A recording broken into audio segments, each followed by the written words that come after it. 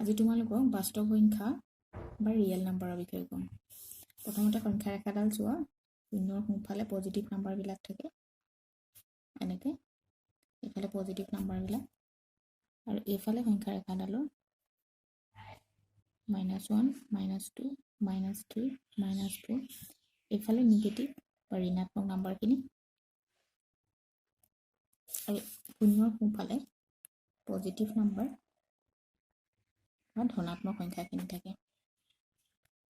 এতিয়া আমি সংখ্যা ৰেখাডালত যোনখিনি সংখ্যা পাব পাৰোঁ, ইয়াৰ প্ৰত্যেকটো বিন্দু, ইয়াৰ প্ৰত্যেকবিলাক বিন্দুই প্ৰত্যেকটো এটা এটা বিন্দু, এইবিলাকৰ যোনখিনি আছে সংখ্যা ৰেখাডালত আমি যিমান সংখ্যা পাম এই গোটেই সংখ্যাখিনিকে বাস্তৱ সংখ্যা বা ৰিয়েল নাম্বাৰ বুলি কয়।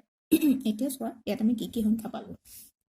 এইখিনি আমাৰ পালোঁ নেচাৰেল নাম্বাৰখিনি আছে সংখ্যা ৰেখাত, 0টো ইনক্লুড হৈ তাত আমাৰ হোল নাম্বাৰ বা পূৰ্ণ সংখ্যাখিনি আছে, আৰু ধনাত্মক আৰু ঋণাত্মক সংখ্যা গোটেইখিনি লগ লাগি অখণ্ড সংখ্যাখিনি আছে। অখণ্ড সংখ্যাখিনি আছে।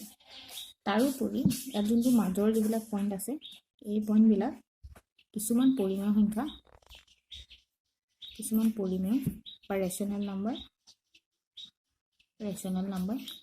আৰু ইয়াৰ মাজত কিছুমান পইণ্ট আছে। এই পইণ্টবিলাক কিছুমান পইণ্ট ইয়াত ইৰেচনেল বা অপৰিমেয় সংখ্যা পাম। এতিয়া তোমালোকে দেখিলা সংখ্যা ৰেখাডালত আমি কি কি পালোঁ চোৱা। নেচাৰেল সংখ্যা ৰেখাডালত পালোঁ ৰিয়েল নাম্বাৰখিনিত আমি কি কি পালোঁ চোৱা। ৰিয়েল নাম্বাৰত কি কি আছে চোৱা। নেচাৰেল নাম্বাৰখিনি আছে, এইখিনি নেচাৰেল নাম্বাৰ বা স্বাভাৱিক সংখ্যাখিনি আছে, স্বাভাৱিক সংখ্যা, পূৰ্ণ সংখ্যাখিনি আছে, পূৰ্ণ সংখ্যা বা হোল নাম্বাৰখিনি আছে, অখণ্ড সংখ্যাখিনি আছে, আমি অখণ্ড সংখ্যাখিনি সংখ্যা ৰেখাত পাব পাৰিম। তাৰোপৰি আমি পৰিমেয় আৰু অপৰিমেয় সংখ্যাখিনি পাব পাৰিম। পৰিমেয় সংখ্যা আৰু অপৰিমেয় সংখ্যাখিনি, অপৰিমেয়, ইৰেচনেল আৰু ৰেচনেল নাম্বাৰখিনি সংখ্যা ৰেখাত পাব পাৰিম।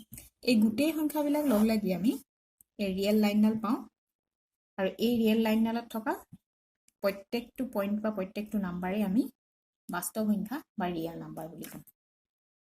ধৰিব পাৰিছা? ৰিয়েল নাম্বাৰ সংখ্যা ৰেখাডালত থকা আমি যিবিলাক সংখ্যা ৰেখাডালত পাব পাৰোঁ সেইবিলাক সংখ্যাই হৈছে বাস্তৱ সংখ্যা বা ৰিয়েল নাম্বাৰ। আৰু ৰিয়েল নাম্বাৰত কি কি পৰে? স্বাভাৱিক সংখ্যাখিনি, পূৰ্ণ সংখ্যা, অখণ্ড সংখ্যা, পৰিমেয় সংখ্যাখিনি আছে, আৰু অপৰিমেয় সংখ্যাখিনি, এই সকলোখিনি লগ লাগি ৰিয়েল নাম্বাৰখিনি আমি পাওঁ।